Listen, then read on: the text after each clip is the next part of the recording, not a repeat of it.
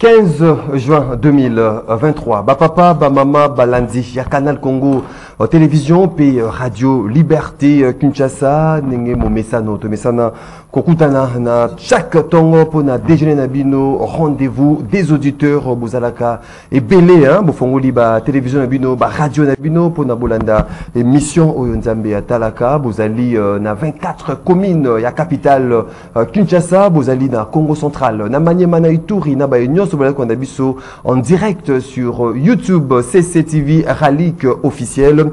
Tozali Nabino pour la Tolobela Congo pendant une heure. Une heure, il y a échange, une heure, il y a débat, une heure, il y a proposition par rapport à des sujets Zaliko défrayés, chroniques en République démocratique du Congo. Les lots des sujets, les alliés à l'ordre du jour. Il y a débat, il y a Mokolo, il y a les lots. Premièrement, Makamou Itali, Nenge Basilakiko a annoncé quadripartite prévu le 23 juin, Kuna na Luanda Oyeko mettre en place comme membre de la communauté SURGEL, EAC, SADC, Union africaine, Angers et Zalinini. Et pour quelle solution? Mais également, au cours de la mission, il y a les lots, Toko Beta, Makambo, au Italie, service, il y a sous-traitance en République démocratique du Congo. Qui gagne le peuple et qui gagne le gouvernement congolais par rapport à Makambo Italie sous-traitance? Est-ce que sous-traitance les alliés vraiment réglementés en République démocratique du Congo? Masolo Wana Toko Beta, Nabino, Bomesa Nabiso de partout à travers le monde, mais également invité Nabiso, na Tongo Alelo, Tozali, Nandeko Philippe Kazadi, Azali, secrétaire national chargé en communication et Alliance démocrate pour le progrès, ADP, à Christophe Lutundula, Ndeko Philippe Kazadi, Mbote Nayo. Mbote Ndeko Maxime, et puis Mbote Nabandeko Nyonso, Tozako débat na bango lelo, et puis Mbote na balandi nyonso, Obakolanda biso na ngonga oyo eza na radio, to na télévision. Encore une fois de plus, Ndeko Flori Béa, Asbel Kabila Forever, Mbote Nayo Ndeko Flori Béa. Merci beaucoup, sauf que Nazalaga jaloux, ceux qui va pesinga titre Nangandenge Sengelité, Flori Béa Zali, secrétaire national en charge de la communication et médias. Il y a structure Kabila Forever, na Pession Mbote, merci Ndeko Bengi Singai. Ndeko Patrick Tinda, secrétaire général adjoint MLP, il y a Franck Diongo, Mbote non Ndeko Tinda. Mbote Ndeko Maxi. Mbote na bana mboka bino ba ebaso bo palangani nazo pesa kama bana mboka ifuna longole koti. Na pesi mbote na bana mboka bino ba ebaso bo palangani mokili mobimba ba ebozi bongo libaku ya kolanda émission monene émission ya peuple. Rendez-vous des auditeurs, Mwana Souka, Maître Patrick Tinda, Mongali Bonga, Mwana Okata Ongolo, Ogbucheche, Apesibino Baso Mbote, Ndeko Maxime, Tikana Pesabana MLP, Bazali Ebele, Bazolanda, secrétaire général Nabango adjoint, Mwana Souka, Maître Tinda, Napesi Mwana Mboka Franck Diongo Mbote, Elongo Moko, Nabana Yafuna Baso, Merci beaucoup de présentation. Mbote n'a vu qu'on ça, mais aussi déjà 4 minutes juste pour le repérer Mbote à Nabaimboka. Il y a MLP 082 33 33 749 082 33 33 749 les numéros Boko Benga Bopesa Makansabino Pesa Baide Nabino Nabasi juste aller kolobela Mokolo Alelo Nenge Bomesano Boko Komela Biso Bao Baroza possibilité au Kotana standard T Boko Komela Biso na WhatsApp il y a rendez-vous des auditeurs préoccupation Amino Kotanga Mapé Kozala débattu tout au long de cette émission Nenge tradition de Rojarana tradition T 1 minute il y a sujet isolé na chaque invité tout bon Ndeko Philippe Kazadi. Merci. Merci Ndeko Maxime. Sujet isolé nanga ezaboye. Ya liboso na banzaka toujours bandeko na biso FRDC et puis na numéro 1 diplomatie congolaise Christophe Lutundula obazako bunda mikolo nyonso po ete kimia à travers la diplomatie et à travers la défense kimia zonga na est mboka na biso na bandiso na bandeko nyonso ya alliance de démocrates pour le progrès parti na biso obazaki massivement le samedi dernier na kati ya Fikine tu banais bongo ko ça la présentation il y a comité interfédéral de but et puis ça vu de Kinshasa ba jeune bazaki très mobilisé des quatre coins de la capitale parce qu'on a ébélé donc félicitations à bango na mouvement de Sobasalaki et puis les préparatifs pour les élections vont bon train dans notre parti. Troisième chose que je veux dire, insécurité na commune de Massina. Ngai nazali mutu oyo na ko banza ko chai longe na commune na Massina na élection za ko ya na ko belela bakonzi batala na se aso de mutona ya bitabe ba shege bazawana baza ko yiba batu ba téléphone ba ko botola batu ba mbongo mato mitunaka est-ce que place wana ba policier baza na se aso de muto place wana ba policier bazali to bazate bourgmestre azaka na commune wana to azala kate to lingi et sécurité na commune na biso Massina ezala bien ba elio bazalaka choisi na 2018 musani ba ko sala lelo pour ko lobela Massina na biso pour lobela changu na biso parce que ce besoin le battre makambo wana nyonso bana ko continuer et puis commune na biso est risqué comme invivable tout le monde a battu comme ko déplacer tout le monde a commune mususu comme ko se déplacer pour na ko gagner la place. Merci beaucoup. Sujet sur gande ko si merci beaucoup. Merci beaucoup. J'espère va marcher avec Kinshasa. Merci beaucoup. C'est une information très importante. S'il vous plaît, une minute l'équipe déjà dépassé largement. Pas de problème. Merci Patrick Tinda. Merci beaucoup Ndeko Maxime. Na lingina lobela mingi bana mboka oyo lelo bazo nyokwama Ndeko Maxime. Situation comme compliquée ko vivre na RDC lelo toujours risqué to kumatina niveau ya ndenge bana Israël balobaki na Moïse zongisa biso ata na Égypte. Toujours ata na Égypte. Po Ndeko Maxime souffrance comme makasi dollar ils mata c'est comme mata ainsi que le dollar comme avec 4 na ba ville en 25 toujours batté monsieur Vital Kamerhe comme tunangai on a considéré comme les dindons de la farce après méta qui a lobiso qui a commis nous ba nommé wana dollar ko butali sous dollar ko kita mais au moment que nous kunangai dollar ils ont continué c'est ko buta toujours fouta banda Congo na dollar ba fouta congolais moi mbongo malonga te na franc congolais.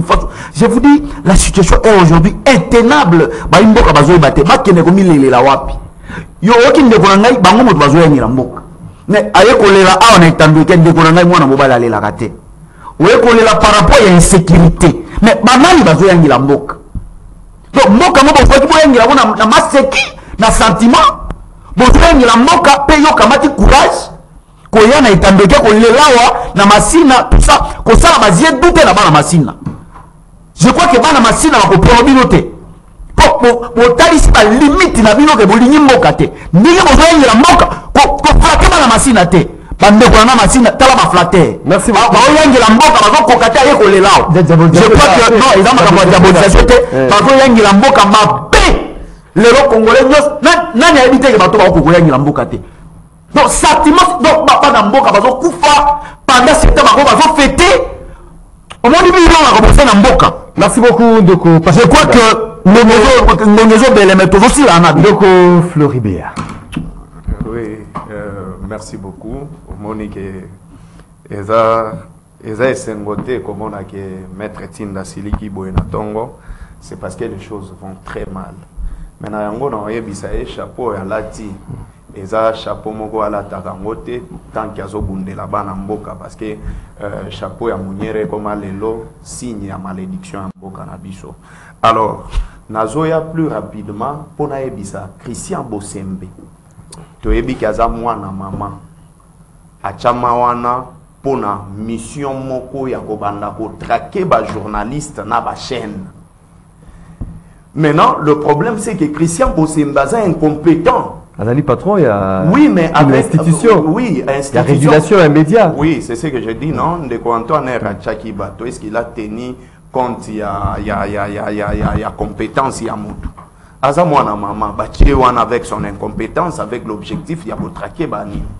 Christian Bosembaye dit que parmi les chaînes classiques, tous alagaka canal radio na télévision, des chaînes classiques, où ils alagaka réglementé. On va contrôler la yango, pesoko ke libanda na yango, tu peux avoir des sanctions.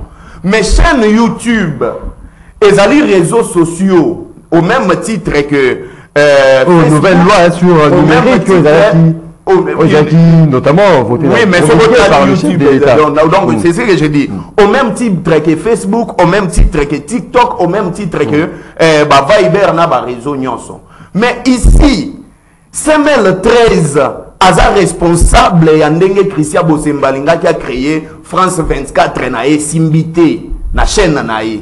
Aujourd'hui, ici même CML 13 a diffusé na chaîne YouTube. Pourquoi? Parce qu'il pensait que Kofandi Samoa Namboka, Louis France Kimia, et qu'on permettre que CML 13 quitte. Mais il a compris que, est-ce que c'est un Soukisa? Oui, Nazaka a 20 secondes.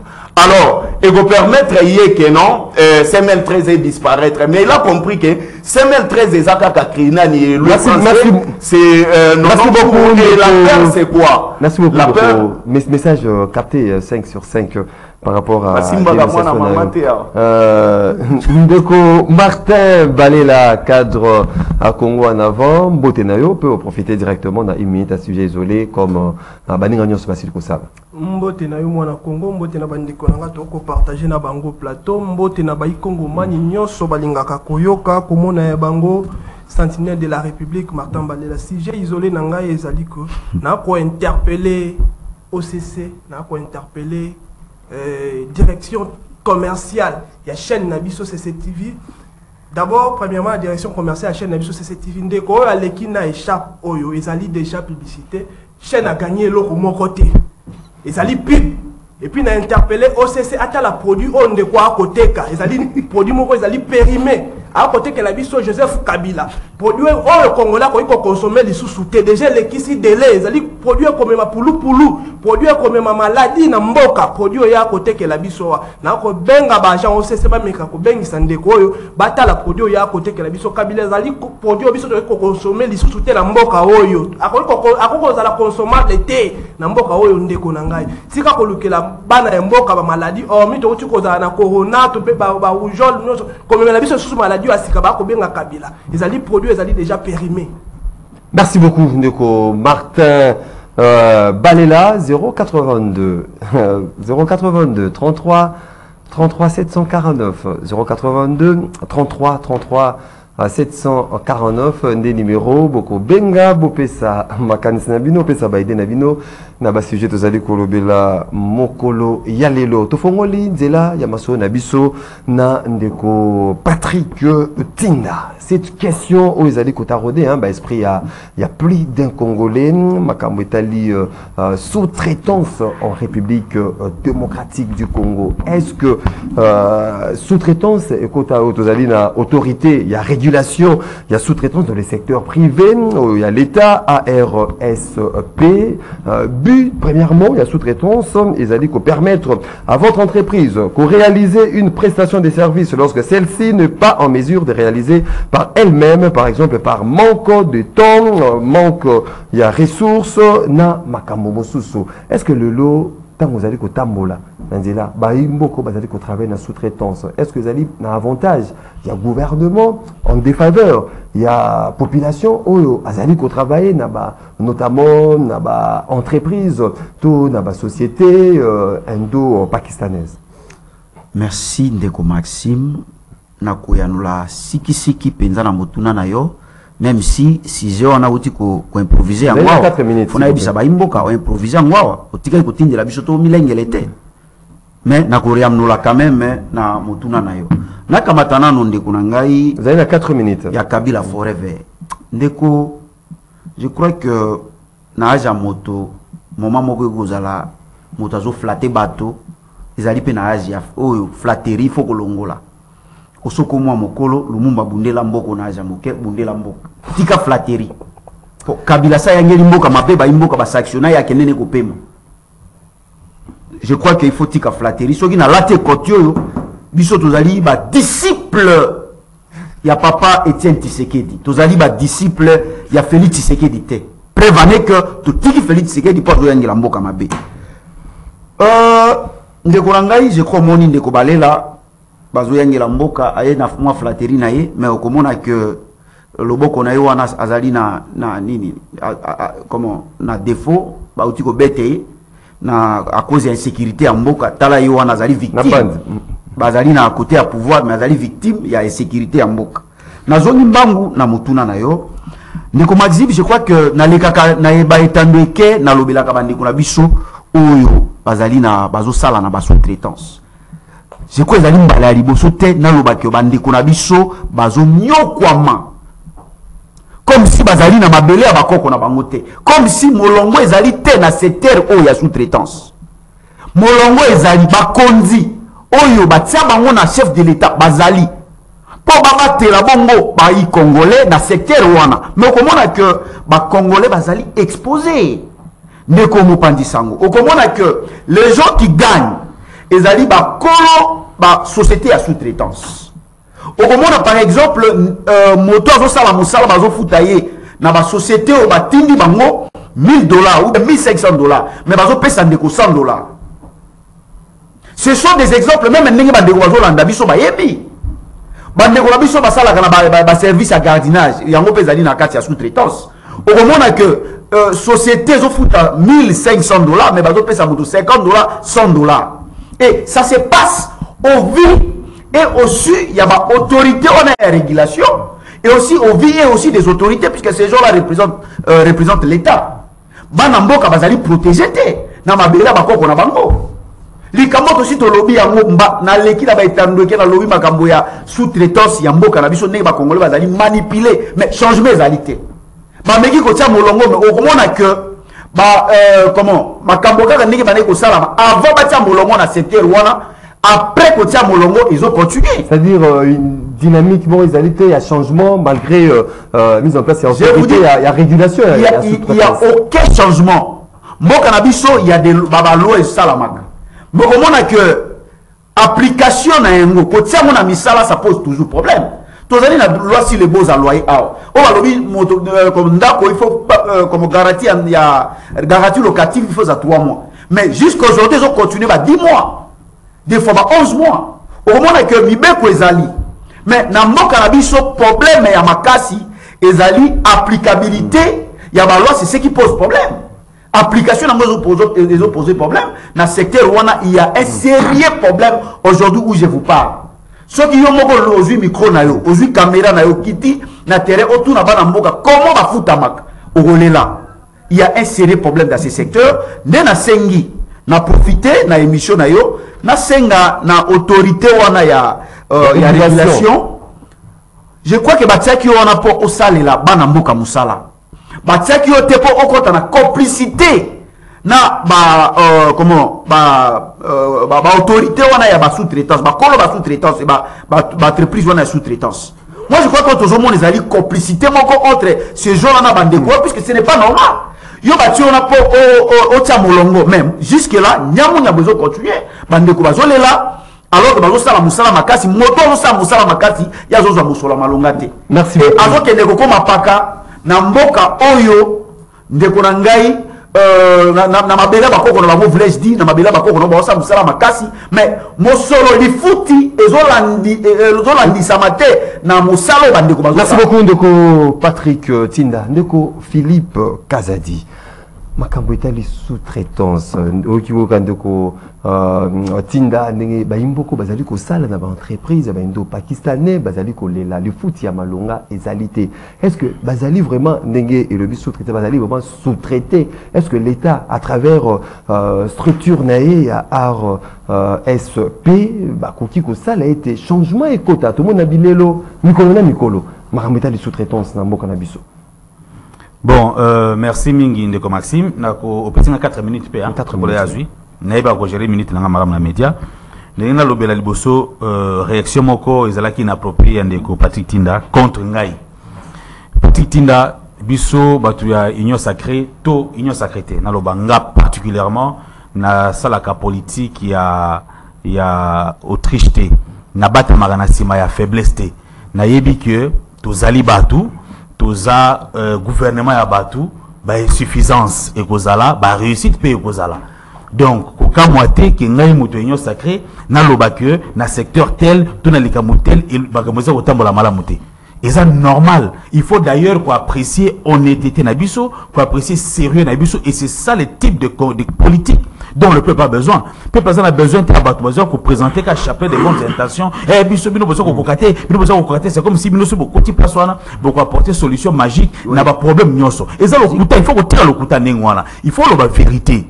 Il faut encourager que bana masina mutu onde mutu asengeli pour la bino parce que il y a au moins la majorité mais vous dit que la sécurité dans notre commune est malamuté. Il faut ba fongula misu.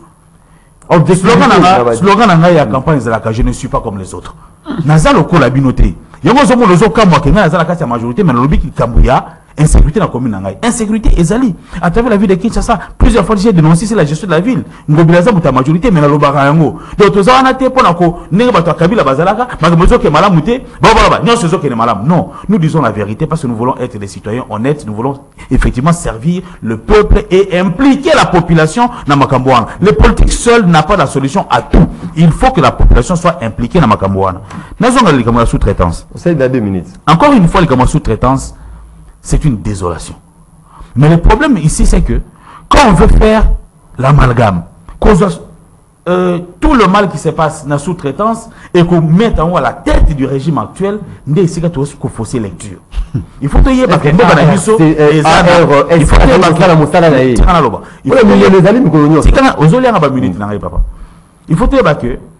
que histoire. Histoire d'envoyer ça que la décision est nakala to ba habitude autre mais ça c'est qui est devenu notre seconde nature et qu'on continue jusqu'à ce que en tout cas avec un nouvel élan un nouveau dynamisme Magamone les a bloqué notamment à travers la justice. Nous dénonçons chaque jour ici impunité. Tout ça par la majorité, mais nous disons que la justice doit, par exemple, accompagner Gilles Aninguet dans la dénonciation pour ne pas les décourager. Ok? Le chef de l'État lui-même plaide pour que la justice puisse bien fonctionner. Il en appelle à la responsabilité de tout un chacun. Donc là n'est pas le problème. Mais maintenant, il faut dire la vérité. La vérité est que na bossé mbopé na bossé mbopé bolingo mboka photo lo baka bon. Sous-traitance et zamabé. Parce que on a sous-traité. Ce soit agent $1000, mais peut-être qu'il y a encore personnellement à tout chacun $100, tout des $100. C'est le lieu d'inviter ces gens à pouvoir se liguer et manifester. Vous avez agent anaté pour la condimaka nyonso au bas cause bino sous-traitance va cause. L'autorité la régulation c'est le côté. Na cause l'autorité. L'autorité à régulation. La nyonso remona ba pancarte wana. Au niveau de prendre la place nanga. Vous allez libre. Non, mais tu as chaîne ba idée nangai na lobé liboso que il faut toujours dénoncer salaire modique au bateau na baza kozwa alors que et pas partenaire parce que baza ko assurer musala salaire ebimaka ya malamu. Donc bande que faut baza na courage ya ko telema pour na ko revendiquer droit na bango. C'est le droit. Et on a liboso. Il y a mis balai autorité de régulation parce que l'autorité de autorité de régulation. Bien sûr qu'autorité de régulation ils ont les à fonctionner mais il faut y en faire ça musala nango malamu. Qu'est-ce que l'autorité de régulation est appelée à faire? C'est faire un tel inventaire dans la situation dans le secteur wana. Combien les gens combien les sous-traitances perçoivent et combien les gens vont engager comme salaire et quelle est la solution qu'il faut apporter à cela. Complicité. Oui, bien sûr, c'est-à-dire que le silence et l'autorité de régulation ça frise une certaine complicité. Ça c'est tout à fait normal et personne ne peut accepter que condition il y a agent sous-traité. Je ne vais pas accepter ça, je vais dénoncer. OK? En tant qu'humain, au moins il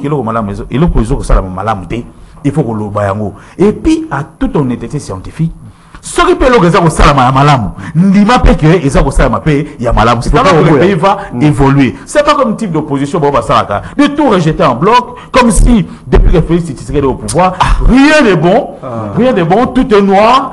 D'après Bango, alors que Bango a commis santé, il a bonne santé. Santé, il est avocat. Santé à Bino. Il a vie de l'argent et client. Et donc, ça signifie que ce client va foutre bien. Et lui, on a des situations économiques qui est malade. Merci beaucoup. Deko Flori Béa, est-ce que Lelo, Ozali, l'espoir que le secteur il y a sous-traitance à travers autorité à régulation et qui qu'on change bah imboko bazali ko la mécolonion souhaite bazali ko futama bienté bazali na ba condi bazali ko travailler ba conditions à bienté Lelo mo amélioration et qui ko ya à travers cette autorité à sous-traitance. Merci beaucoup mon amboka Maxime. Kassina balé moi de biloko elobamaki. Vous avez 4 minutes. Oui, d'abord na pesi merci na maître Tinda Koyoka conseil na ngandenga longoli chapeau ane il a compris que mounier rezamali dikozongi sate. Alors, donc voilà, il avait quand même compris era longoli yango mais tellement que caméra de GC Monaki a la type on a oboya kaka. Alors, ce qui a lobby que Joseph Kabila a bomaki mboka oyo ayebisanga Franck Diongo azalaka député national na Assemblée nationale wana depuis 2006 na 2011. Place nini tomona Franck Diongo kozwata liloba na kati ya Assemblée nationale. Proposition nini, pelwa nini au Franck Diongo atika na kati ya Assemblée nationale. S'il vous plaît, j'étais calme. Franck Diongo, moi je le connais, c'est mon père. Ngana ebiye comme papa ngana benga ke président na benga ke papa. Mais moi je connais Franck Diongo benga zana oui mais il n'a jamais proposé parce que député Zalagana 3 objectifs il y a liboso ko représenter peuple il y a mi balé ko légiférer ba loi na ya mi ça to ko contrôler exécutif. Si ko yebisanga Franck Diongo tout en état de député le mieux élu. Mais comment est-ce qu'à contrôler l'exécutif pour de détournement ça les matchs? Donc c'est-à-dire que Franck Diongo a exemple. Et Batunyo so babima na maboko ya Etienne Tshisekedi baza ba incompétent pe baza ba exemple te. Mais on a en face na déjà. Oui. Nani balela ngana mona e bazo pesa e chemise. Oyo ya union sacrée wana pona elongi ya Félix Tshisekedi ya boya kozwa yango. Et moi, si je porte Joseph Kabila pour la constance na fidélité on a envers lui. Ceux qui ont na soni, ya bolate lamba o ezana elongi ya ndeko Antoine, je ne suis pas comme toi. Naé maintenant sur la question majeure. 2 minutes, oui, pas de problème, non répondre makambo ya sous-traitance même na 1 minute. Nayoki pasi ndeko en fois sazolo ba makambo o insécurité exemple na robaka je ne suis pas comme vous. Est-ce que Bibilé ya président de la République? Le président de la République se nourrit de renseignements. Donc yo le ki na plateau e bisabiso ke ndeko Antoine a pesa bana masina mu Congo. C'est ce que tu as dit ici. Que Ndeko Antoine a considéré qu'il a dénoncé l'insécurité. Non, non, a dénoncé c'est que Ndeko Antoine a informé. Ndeko Antoine n'est pas informé. Et à la fin, à l'obi que non, bango bazo mona nyonso ya mabe, c'est comme si pas Ndeko Antoine makambu ya malamu izate. Makambu ya malamu pas Ndeko Antoine ezanine. Dossier 100 jours et permettra qui bango va s'enrichir. Dossier voyage n'avait plus de 900 millions de dollars au tché en avion. Makambu ya Chile gelu ba détournement, dossier Covid détournement, ne makambu ya malamu amemi. On a sous-traitance maintenant. Le problème il y a liboso ezanine. Ba Congolais bazo réclamer ne balongola bango na sous-traitance. Bazo réclamer ba salaire té. Comment est-ce que bokoki ko cha chef na travailleur na e bazala na contact moko indirect. Moi je vis comment est-ce que ba libanais, ba indien, ba chinois bazo traiter ba congolais. C'est-à-dire que non, a koki ko benga na ye même a ebisi soko zo sakana na ko benga patron na yo atindela nga mutu mususu. Mais bokende botanga na loi ya travail bokende na onem boye ba comment est-ce que travailleur azalaga protégé mais ba ndeko wana bazo travailler baza protéger te exposé parce que à tout moment indien ako silika libana ko silika abenga ka patron na échanger nga mutu et lobby ba ena mutu ya sika ba che place wana et deuxième cas c'est-à-dire autorité à régulation de ça mo salate justement balobaka que salaire ezalaka à caractère alimentaire. Mais mongo oyo bazo futa bango c'est comme si ba patron ya sous-traitance ne bazo bénéficier na mitu na bango bazalaga na droit ya ba kisité soki bazo bela soki kaka s'absenter pendant 1 semaine il faut ba luka mutu mususu ba remplacer et puis poazonga même na mine ya sous-traitance il faut lier ça ba patron il faut lier ça azo lier ça muto ya bochai na musala wana. Donc ce sont des choses à bannir. Ce qui est bazolanda bao ba régulariser qui c'est tout sous-traitant dans la il faut l'envoyer dans contact direct justement parce que il doit y avoir des contrats. Il faut pas ça la contrat entre engagé et employé. Contrat moko na moi ba benga ngo justement comme ça ceux qui m'ont respecté contrat na été comment est-ce qu'il va être sanctionné. Mais ce n'est pas sur base ya mutu moko afandi na un bureau ayebi que non crise eza soki ndeko oyo ayete pendant un moment je vais chercher quelqu'un d'autre je vais merci beaucoup ndeko Martin crée déjà nini ndeko Martin Balela yo makanisi na yo par rapport ya question ba imboka mingi bazali kolela sous-traitance considération ezalité ba imboka bazali exposé à chaque moment était ba ko bengana bango. Est-ce qu'aujourd'hui avec autorité à régulation on peut penser à y a changement dans quatre secteur wana?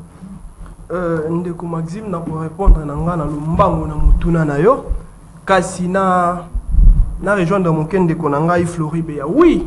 C'est normal de konanga même dans le kutana on a kendeka na hypothèse wana c'est normal parce que le président actuel attend na poste à toi adorer été bino besoin immortaliser besoin adorer besoin s'incliner pas un moto individu oh boko sala eza idolâtrie mon cher boko zanga lola likolo eloko boko sala oyo quitte des personnes déjà ici là maintenant on a kabino chaque jour na bakinga kati wala boko no gumba mila moto oh biso ko sala te la personne de Félix tant qu'individu a koleka biso to memaka Congo so pesinga lamba ya Congo na ko lata yango lobby Félix ne serait plus président de la République donc boya kino lata chemise aya lobi na boya ki bongo na ndimi bongo ngaso ki fo na lata Congo so il faut la lata Congo na lata Félix te parce que Félix lobi okende na lata Congo po Congo etikala eza Congo ninga na ko léguer na bana nanga eza Joseph Kabila te to so la zone léguer ba héritage pas ba junior malheureusement d'autant si là c'est qui au piéton à ça dit 18 ans c'est qui au piéton mon frère. N'habitez ça la inconscience politique et ça la candidat pour me marquer la charge oh 18 ans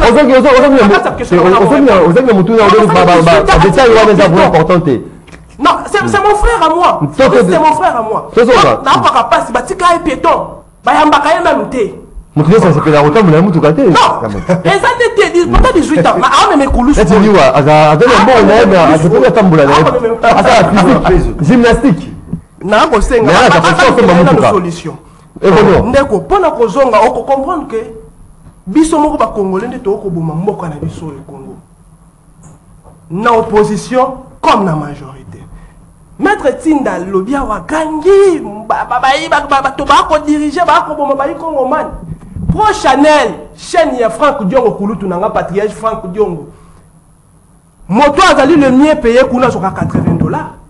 Pro Chanel en face de vous ici. Pro Chanel. Pro Chanel. Na lobby, ce qui est ça le coût. Parce que c'est la console gratuite. La console gratuite, nous commençons à aller là. Mais le preuve vous en aurez après. La mieux payée, la chaîne, on a sur $80.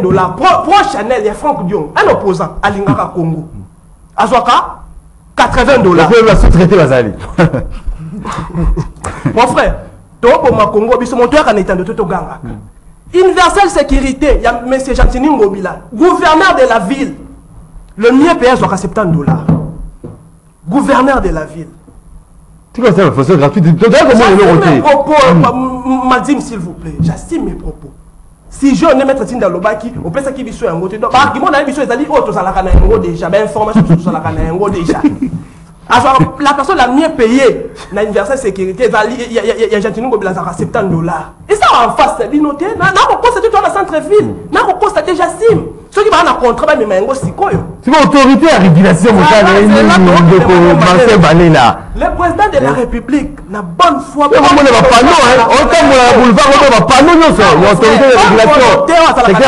a nommé un monsieur au nom de Miguel. Mais monsieur, on a se transformé dans Torga photo. Oh. Je vous dis, abandonner mission naïe, abandonner mon salaire naïe. Il y a quoi qui chasse dans ma panneau publicitaire, dans ma photo naïe. Sous-traitance, partout dans le tableau. Ne quoi là pour ça la séance à photo shootée. To ne quoi refa ka photo, ne quoi. Et so école que là-bas, il moment, c'est quoi? Na niveau on condamné président de la République. On doit apporter quelque chose, moi. Non, moi, changement dans le secteur lobby président de la République a conseillé le côté. Le président a nommé. Et là, moi, existe qui était lobby. Hier, Makambo existe qui était. Le président a nommé pourquoi? Souci à Baï Congo, man, pas chinois. Les résultats, nomination c'est bien, mais résultats. Écoutez, il faut donc responsabiliser notre secteur naïe. Tant que tu as président de la République, les Congolais demeurent toujours inconscients. Mais il a été nommé dans le secteur, on a pas créé à solution. Comment est-ce qu'il faut apporter solution? Il faut y aller tout le temps à comprendre qu'il est redevable au Congolais. Oui, après il s'est transformé dans torga photo. Na comme Moussous voilà Bosselmo Miguel. Torga photo te benga ka torga photo. Kinshasa mobimba à l'équipe nombre de photos l'équipe même président de la République. Mais changement ça dit le secteur voilà. Donc ces messieurs ça un incompétent. Moussa les a phototé hein. C'est un incompétent mon frère. Donc vous savez la photo de. Ce sont des Congolais. Ce sont nos frères, non seulement les Indiens ou les Chinois. Bateau va maltraiter les Congolais. Ça peut être Congolais. Exemple, les femmes. La personne la mieux payée, j'estime, n'a pas Chanel à 80 $. Et combien il y a de non, la bombe, parce que il y a ma source. Merci beaucoup. Merci beaucoup. Merci beaucoup. Ndeko Martin Balela, deuxième point. Il y a mon collègue Alélo. Après, tu reconnais directement de la Singa. Il y a beaucoup de cannabis contribuer na masolo pour na développement de cannabis parce que ba yo bazali ko diriger biso dans le secteur songoloto pakala e bazali ko yoka makambo bazali ko bima et ça a été changement et ça a opéré dans différents secteurs. Il y a vue nationale, il y a beaucoup cannabis. Donc Patrick Tinga annonce quadripartite. Vous allez organiser le 23 na Luanda, na Angola, EAC, SADC, CRG, l'Union africaine. Baïmboka basé la nini, Angers Alinini, pour quel but, pour quelle finalité pour nayo? Baïmboka baokanga ki ozobandaka toujours na biso. Par moment basalaka reproche faut s'il vous plaît, tout évoluer. OK. Na koya nola na mutuna na yo metika na lokutana na mwa busoto na yo ki na banina nuna ndeko malela. Ndeko malela, je crois que makambozo loba oui bon j'ai timing na bino c'est faux et archi faux. Yo zali na moi nini na yo ndako na yo ya tolérance na lobby ozali na moi maison na yo écoutez ozali na moi hôtel na yo wana je crois que na éviter bato basala ke pano bafuta makaboni. Je crois que ce tobito landa makambo nazo oyo ekoloba papo ya société ya société pour Chanel les a le coupa nakamati ndeko na ngai oya lobby yebisa biso baza combien kasi kona pour lobby ya le couta na lobby combien s'il vous plaît c'est à la personne qui allègue des faits d'en apporter la preuve. Non mais yo pozo alléguer je crois que ndeko na ngai makambo lobi pona mwana mboka Frank Diongo ezali lokuta mwana mboka Frank Diongo ba imboka ba yebi tango azalaki na Assemblée nationale comment abundela ki mboka ezali te soki ba lobi ba simbi Kabila obanda ko attaquer bato na makambo lokuta on continue na mutuna ya pause de 3 minutes. Je crois tango lobi makambo ya ba sous-traitance awa Kabila pendant votre époque ndebo instauraki makambo ya sous-traitance. Écoutez d'abord, écoutez, c'est pendant votre époque vous instaurez qui m'a sous-traitance. Vous ne pouvez pas venir ici alors que vous instaurez qui m'a sous-traitance, les lots on les capots au bas reprocher. Alors que pendant votre période, Banamboka Bazalaki déjà sous-traité dans Néria Mabé. Pourquoi Bolongola qui sous-traitance c'était? Pourquoi à l'époque de Bolongola qui sous-traitance c'était? Je crois qu'il n'y a pas de pardon. Les locaux ont commis soit-disant en opposition. Pour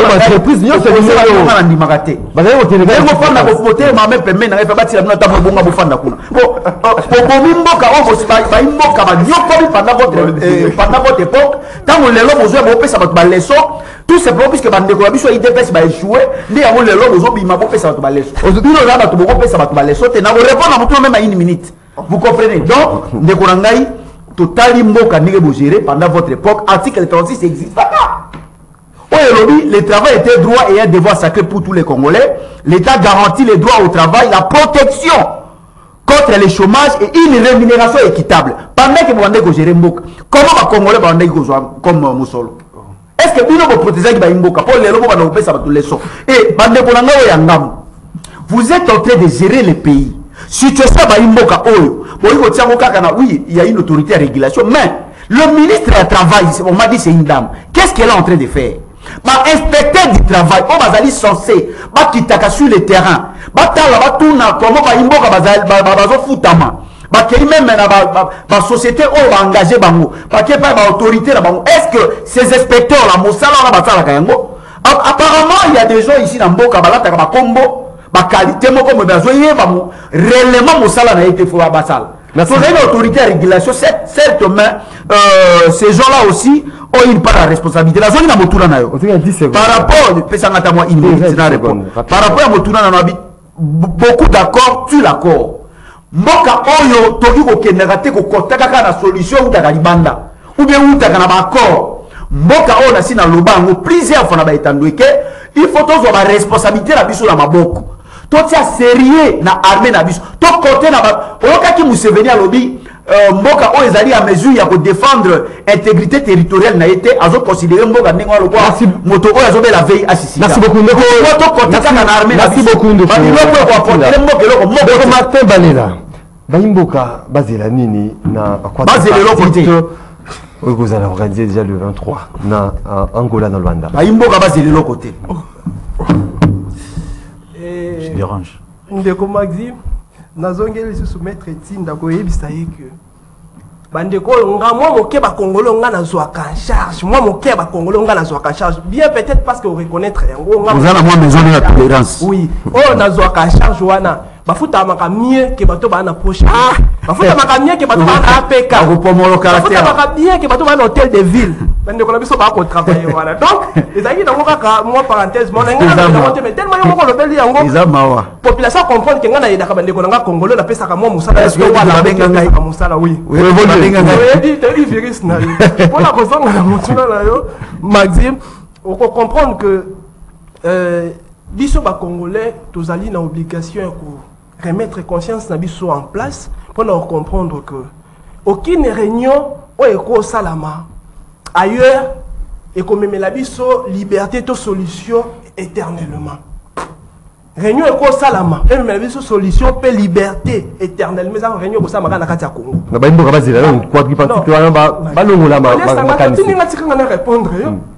ko lesanga maloba mususu tikanga na répondre yo parce que bato baki kosola kuna baki kosola mambo Congo bien que tokoza la représenter mais baki kosola mambo Congo baki kosola ngo ailleurs toyebi te bazali animé na sentiment nini toyebi te est-ce que makambo biso to komona na monoko na bango ba koloba liboso ya caméra yango ezali pe na se mitema na bango non mais moi j'encourage le président de la République na chemin o na démarche na ye oyo pourquoi je l'encourage parce que ezali ako faire comprendre na monde que chemin nyonso esengaka ya komema pe na mokili nazo emboîté yango polobi moto lobate que non Félix Tshisekedi normalement faka que nena no boya avant peut-être azwa option ya guerre peut-être avant option oyo mon frère même Sodome et Gomorrhe avant à la frapper ndamba za ko avertir ndamba za ko avertir ndamba tindaki Noé ayebisa pe mokili ndenge moko lelo RDC président Félix il est là pour quelle finalité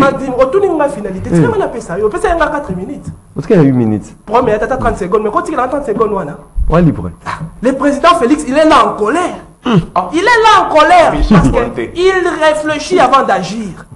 Il réfléchit avant d'agir. Il ne peut pas agir brutalement. Ça, c'est la jeunesse.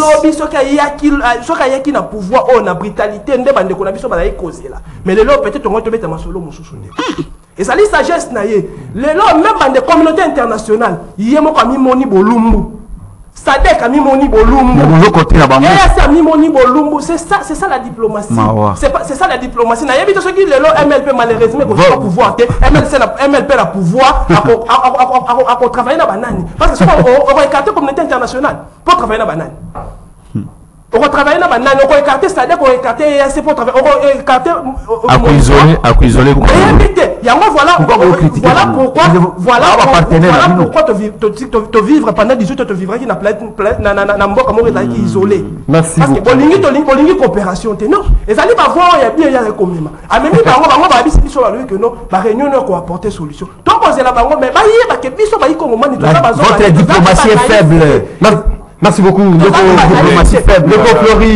De Fleury Angers, puis attends, il y a Baimboka par rapport à quadripartite. Ouais, merci beaucoup. Je vais aller très rapidement. Maintenant, bandana, on a maître Tinda. Naïfsa maître Tinda Boy. Je n'ai pas vu Chignon Petit, qu'aucun de bureau et en Antoine chaque jour que Luka poste, herbe PC poste à commis opposant et Franck Dion. Franck Dion a comment opposant parce qu'il y a qui poste. Ah bon? Oui, parce qu'il était là. Matin, il était là. Même quelle opposition? S'il vous plaît. Donc voilà. Alors, aujourd'hui, dire que Franck Dion a opposant, Franck Dion a infiltré dans la opposition. parce que pouvoir oyo eza pouvoir au bango nande ko Antoine basala qui complicité et simbité. Alors na plus rapidement nani Martin balé la obi que non ndengeza wana ndeko Antoine alingaka adoration te oyoki nzembo ya JBT et béton na béton fachi béton na béton oyoka héritier watate fachi béton nani comment il s'appelle Ngobila fachi na fachi béton na béton bino moko bobenga ke nani mukwa tombolo be Moama Ibe, Fachi Be, Waneza ba adoration te. Eza biloko bino bolingaka. Alors, na plus rapidement zolo ba makambo ba tiki yo piéton, nga ba ebisanga boy. Hein?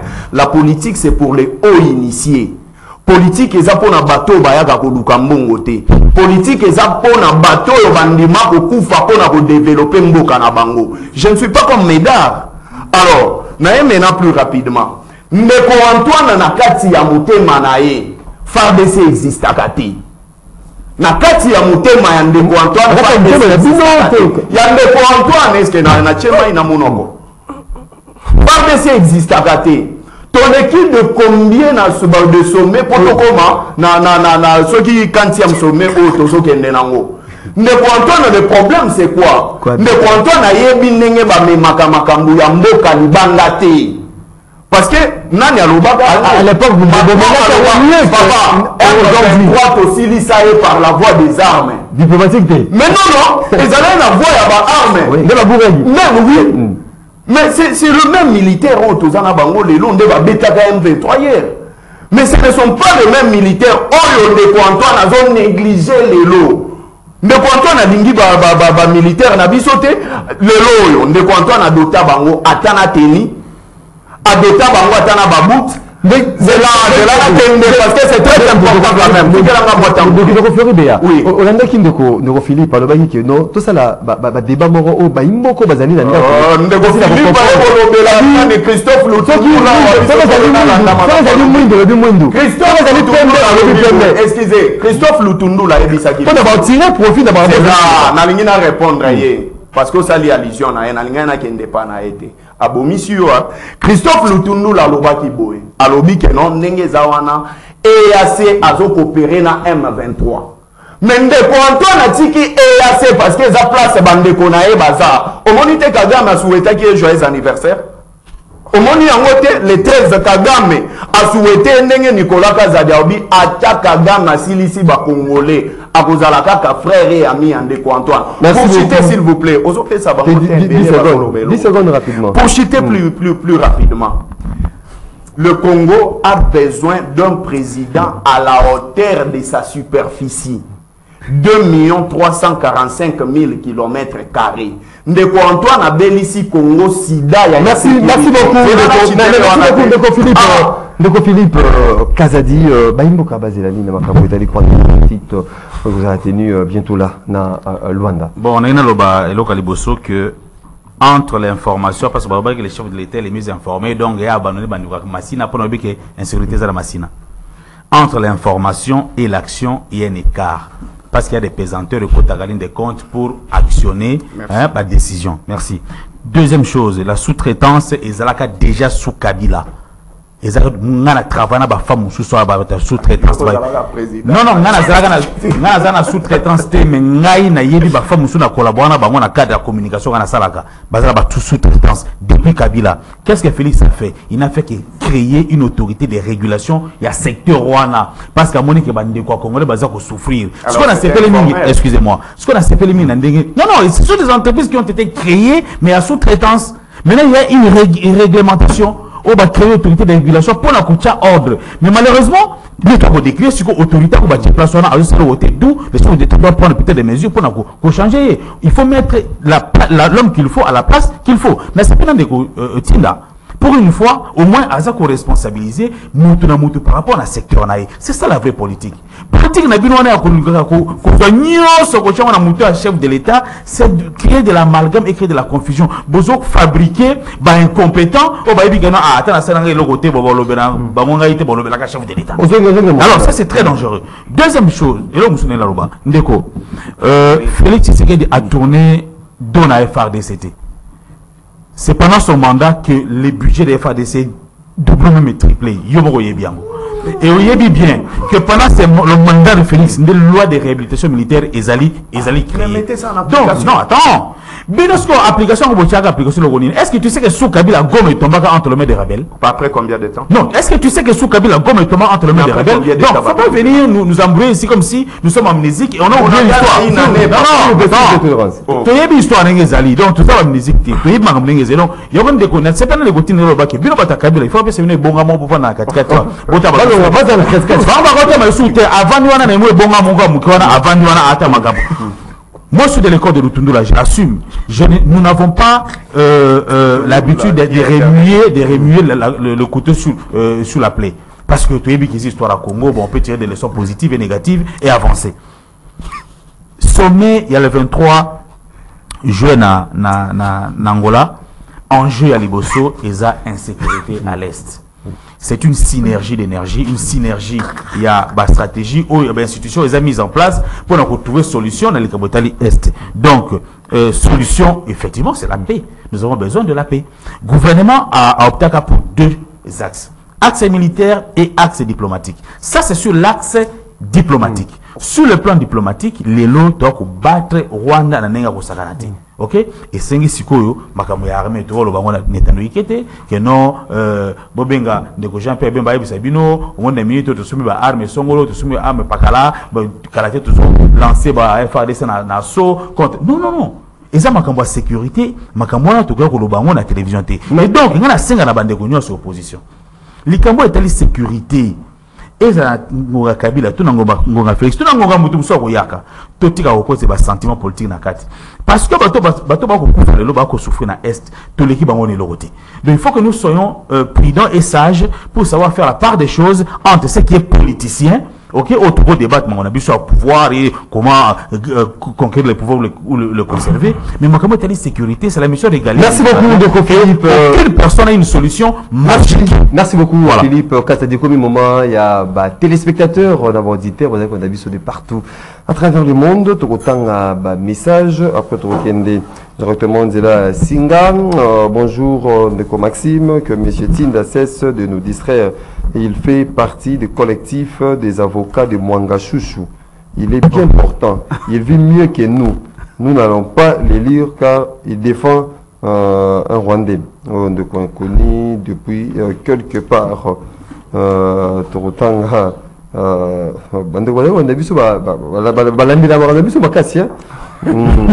Bonjour Maxime, des grands pour moi.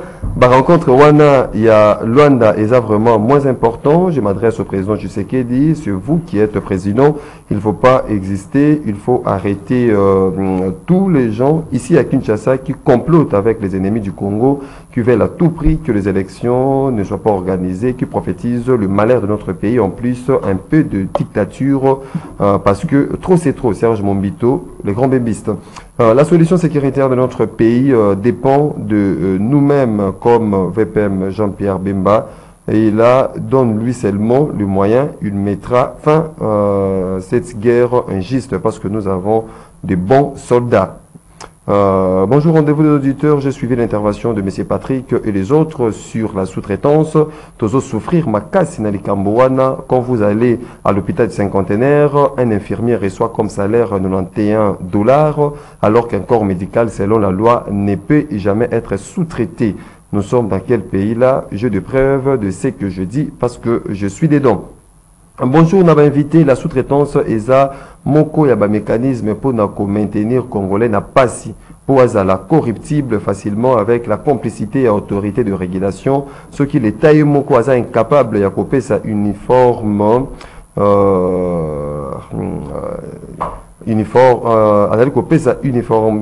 uniformité à salaire n'a Jean Naïe. Un salaire humaniste, pense-t-il que ESA capable yako kata makamuna secteur wana. Maxime, votre numéro na télé c'est mal écrit. Pourquoi tu as Deko Moro Otala numéro pour la TV? Bonjour, rendez-vous des auditeurs. La sous-traitance et autres détruire Mboka Bisso, ancien travailleur, Yapin Victoire, P Transgazel Libanais. Au Azo Boya, coupé sa décompte final Nabiso de Mibeko Essengi, ça fait 6 mois, IGT aux abois, gouvernement aza absent, devant ma responsabilité, nae, bandeko ya sous-traitance, batikali kuna, bazo boma mboka ndambo, eza pasi, Pompidou, depuis Makou. Wazali à Komeli Bisotoke, direction standard numéro, ils allaient 082 33 33 749. Oyo komami Nicolo na TV de Borobenga, Bopesa Makanti Nabino, 082 33 33 749. Allô, bonjour.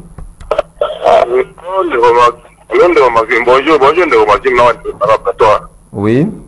Makanti. On est Congolais, opposant congolais bazane ba joueur ba monde la balle kaka tant ba banda comment nous décrire tout monde dit Christophe Mondo Simba Zangi ministre la plateau ya nia sale lote c'est le même qui dans ministre de transport à sale lote mais tant que l'opposition za ko lo ba makati et ça n'est pas Patrick ici dans tant où bazane opposition tant de bazogang mais so ba tient la télé ba beta balle à ça le lote c'est-à-dire que ba congolais bazara bon c'est-à-dire que nous on est dit Kabila for rever Kabila Daran.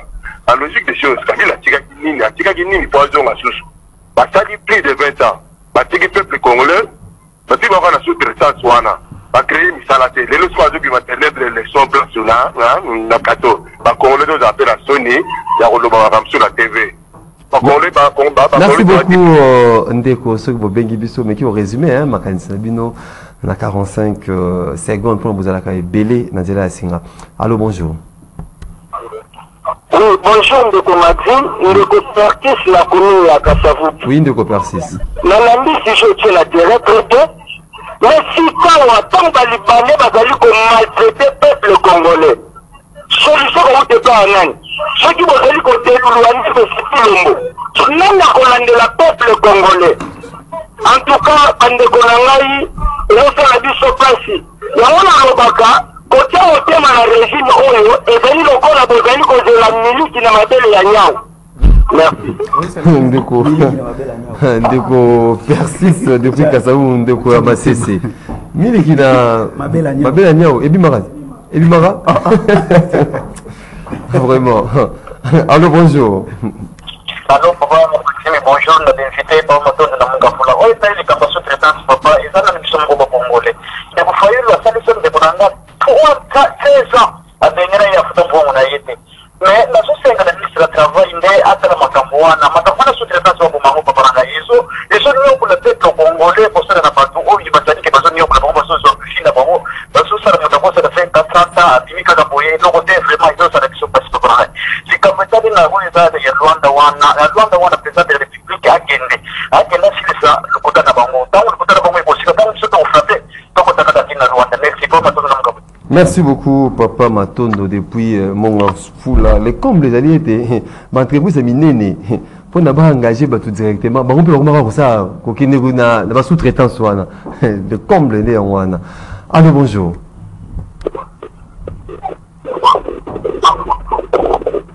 Allô, bonjour. Oui, au bien, bisous, et puis comment on peut ma candidature de vous? Allô. Vous allez go au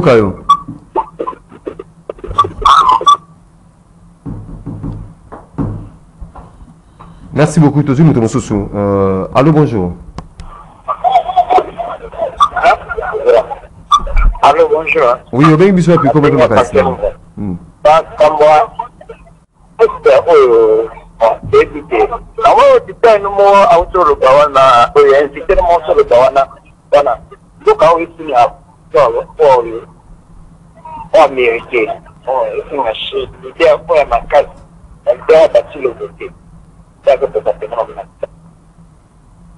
Merci beaucoup. Je suis des derniers intervenants. Il y a Tongo Alelo.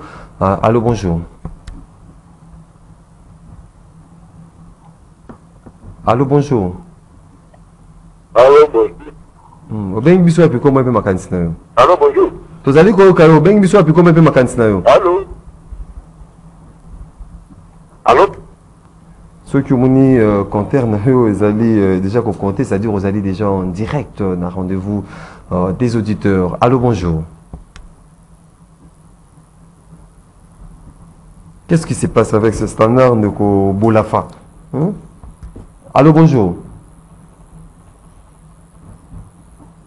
Vraiment, c'était là le moment, il y a tel auditeur, téléspectateurs bazali kobenga biso de partout à travers le monde. Zongi justement na kati ya plateau pour conclure avec les invités de Flori Béa aussi de quelques-uns ya baimoko ba komi message na bango na o basili kobenga en gros ba retenir nini na manso o to sili koloba na toro alelo. Plus rapidement, d'abord nasengi na batu ya eu deux peso ba ibi mutuka ya camarade na biso Mitterrand na 9e Riwana. Bajui yango forcément baya kozongisa yango. Alors plus rapidement nazolingana ebisa na ndekonanga que au moment quand le pays est agressé, hein, on ne parle pas des axes diplomatiques.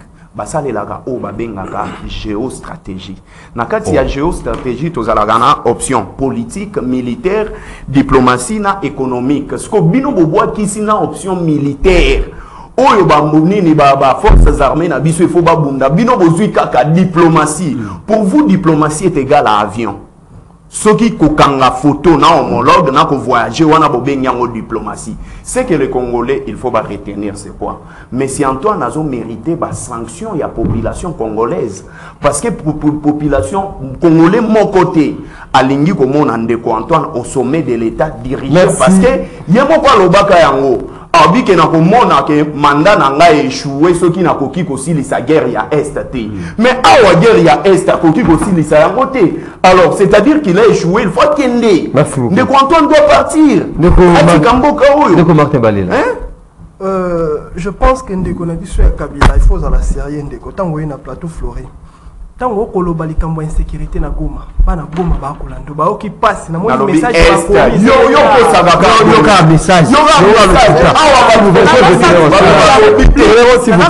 de la République batali ba appel là ba batou donc bana Goma ba kolando un certain 17 juillet Kabila président de la République akiti na Goma akiti na Goma bana ya Goma bayambi ayaki ye na Mamadou Ndala bayenzela moko ba mama ya Goma batandi Maputa batandela Kabila batandeli Mamadou Ndala Maputa Ndala tamboli ko Maputa Kabila zumi ko na bina bango bo pas soyez o kana limbo na yango ya Lingala Kabila lo bina bango bo e pa na bino awa lo bango na soyez lo bango na soyez e pa na bino ba militaire bazali na importance que président de la République Kabila zoni Kinshasa après 2 semaines Mamadou Ndala kufi donc on a insécurité na Goma bana Goma ba mais en tout cas, respectez les Congolais.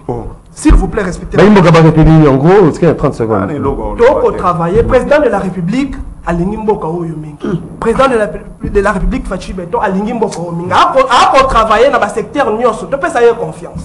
Tu travailles les sous la carte de confiance. Biso moko pe ba yi Congo mani to linga mboka na biso. Na biso exemple de ko na biso dans l'opposition faction. Comment est-ce que yo ko futa moto $80? La personne la mieux payée dans la société na yo. Est-ce qu'on peut linga Congo moto abo le pouvoir? Merci beaucoup. Merci beaucoup ndeko Patrick Tinda. Puisqu'il insiste na goyebisa yo chaîne na biso za non essaye. Ils ont une période d'essai. Écoutez, non, écoutez d'abord, écoutez. Je n'ai reconnaître le logo côté. Mais laissez-moi vous dire, si par mesure du possible, que bazo fouta nengo lobi wana mutu $80 na chaîne aux années essai. Écoutez d'abord, la chaîne, est-ce qu'on peut dire la chaîne aux ça essaye, il faut encourager une telle personne. Parce que pendant essai, ils allaient le quoi moutailler à ça dans le stage. Encourager une ça dans lobi boye.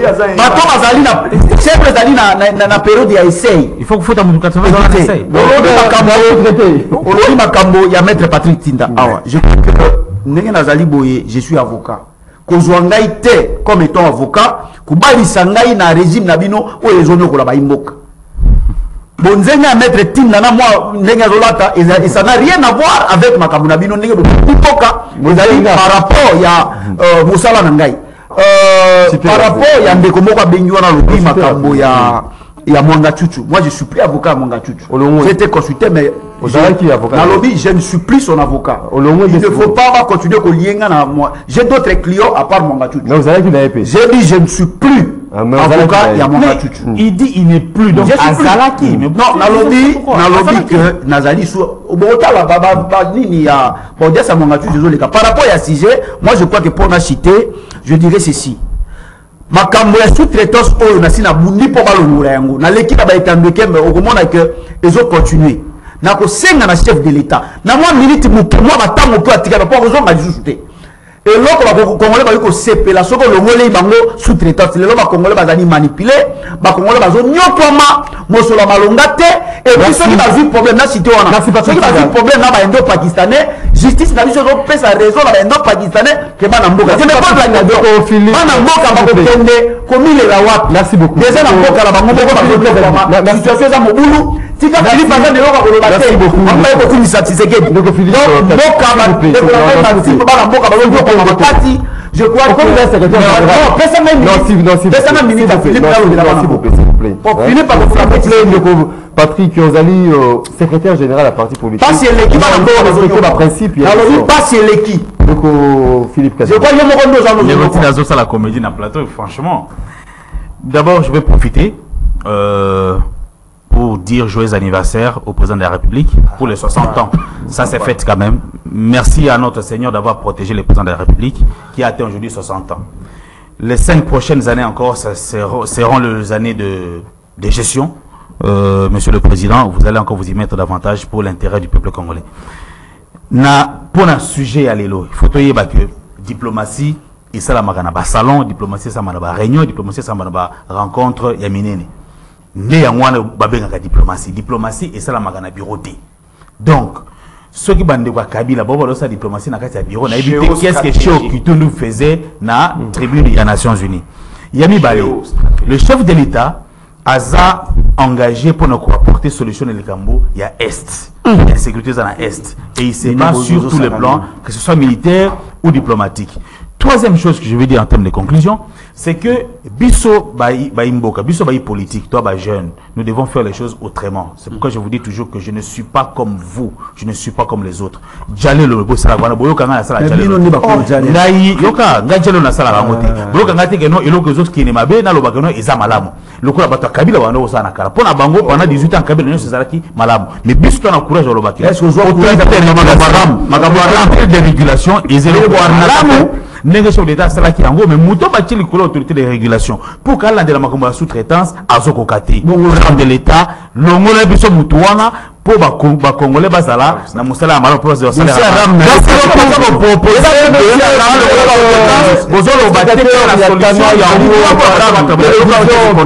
Radio Liberté Kinshasa des auditeurs l'unique programme l'unique émission Nzamata la recirculaire tout ça qui est Sengo Mokolo Alelo ya koya melabino de Philippe Kazadi secrétaire national ADP de Patrick Tinda secrétaire général adjoint MLP de Flori Béa secrétaire national Asbel Kabila Forever de Martin Balela cadre Congo en avant Matondi Bino Botonzi. Merci beaucoup, Ndeko Maxime. Vous allez qui est belé de partout, Yakolanda. Merci pour votre attention soutenue et participation à Bino active dans l'émission Rendez-vous des auditeurs. Vous avez qui réalisé par Moro Njambe. Ndeko Dieu, merci qui faisait qui na régie d'antenne télévision, Junior Kassanda régie d'antenne radio, Alain Kabongo na web, Niwa Peso Timbela Bakomine na prise de vue, Doudou Motiri Hamilton na production. Tokute na bino de demain pour notre dernier numéro. Il y a semaine, il y a des jeunes à bino à chaque matin. Rendez-vous aux auditeurs. Votre madame na bino.